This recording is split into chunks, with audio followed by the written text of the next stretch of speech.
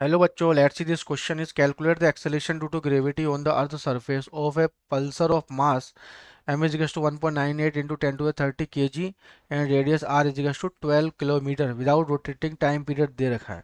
ठीक है, तो आपको क्या निकालना है? acceleration due to gravity g is equals to होता है this is G M by R square, simple formula. Clear?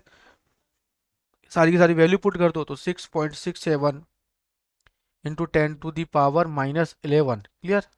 G की वैल्यू एम कितना है 1.98, 1.98 into 10 to the power 30। Clear? Kilogram. और ये भी कितना हो जाएगा आर स्क्वायर, तो ये हो जाएगा 12 into 10 to the power 3, 12 into 10 to the power 3 का होल स्क्वायर। तो ये भी किलोग्राम ही तो है, ये भी तो किलोग्राम ही है। ठीक है, तो किलोमीटर है तो किलोग्राम है, तो ये हो जाएगा 10 टू दी। हाँ, ये तो ऐसे कैसे रहेगा किलोग्राम किलोग्राम, है ना? क्योंकि एम के एस ही होता था, जैसे एम के एस मीटर किलोग्राम सेकंड ये रखना होता है। बस यहाँ पे कैलकुलेट करो तो ये हमारे पास क्या हो जाएगा 6.67 into 1.98 into 10 to the power 30 minus 11। 30 minus 11 हो जाएगा आपका जैसे 19, और ये 19 माइनस 6, 19 माइनस 6 कितना हो जाएगा?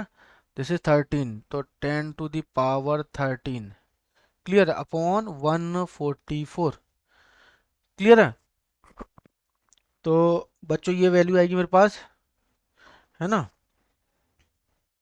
तो कुछ और कैंसिल आउट हो रहा है तो उसे कैंसिल आउट करो यहाँ से। ठीक है, तो किस फॉर्म में आंसर? तो ये हो जाएगा डबल जी, यहाँ से जीरो हटा दूँ एक में, चाहो तो आप कहो, है ना? तो ये हो जाएगा 198 into 6.67 into 10 to the power 11 upon 144। अब इसे कैंसिल आउट करेंगे, तो कैंसिल आउट करने पे बच्चों यहाँ से कैंसिल आउट करेंगे ना, तो मेरे पास वैल्यू आएगी 9.2 into 10 to the power 11 metre पर सेकंड। उसके बाद option number is right. Best of luck.